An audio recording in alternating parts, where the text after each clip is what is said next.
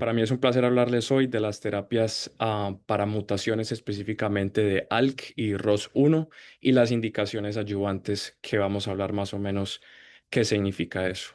Es difícil para mí seguir esa excelente charla de la doctora Velázquez, pero vamos a intentar.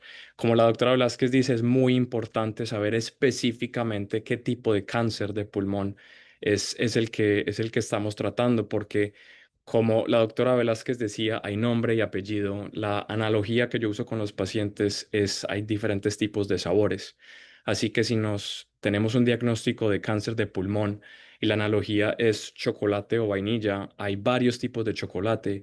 Hay chocolate vegano, hay chocolate oscuro, hay chocolate light. Hay que saber exactamente qué tipo de cáncer porque hace una gran diferencia en, número uno, hablar del pronóstico.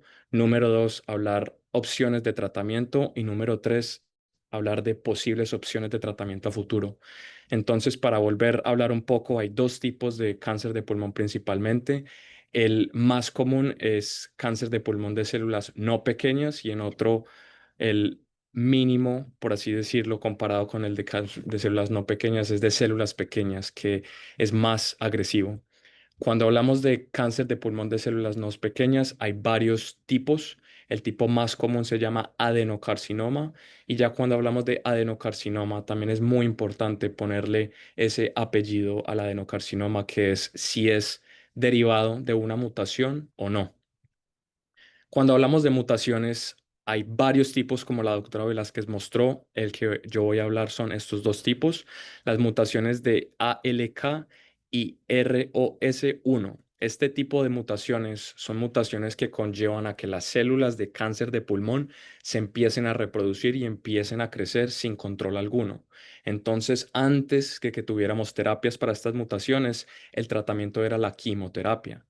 La quimioterapia ataca las células de cáncer que se están dividiendo muy rápidamente, pero también ataca las células que se están dividiendo rápidamente, aunque no sean de cáncer.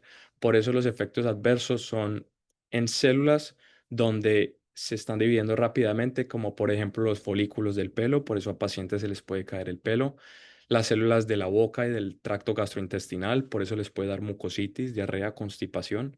Pero cuando hablamos de estos medicamentos que específicamente atacan la alteración genética, los efectos adversos son un poco más específicos. Como diría una profesora mía, el único medicamento que damos y que no tiene efecto adverso es el medicamento que no damos, ¿cierto?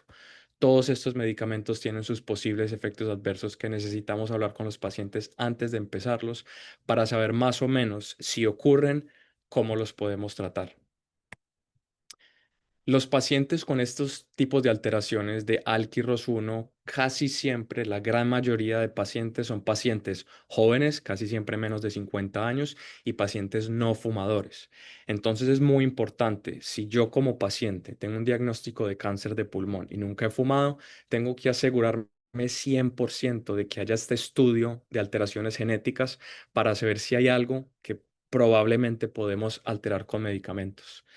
Del 100% de pacientes con cáncer de pulmón, 3 a 5% tienen esta mutación de ALK y 1 a 2% de ROS1, que aunque no es común y son porcentajes muy bajos, a esos pacientes selectivos hace una gran diferencia en cuanto a pronóstico y a tratamiento.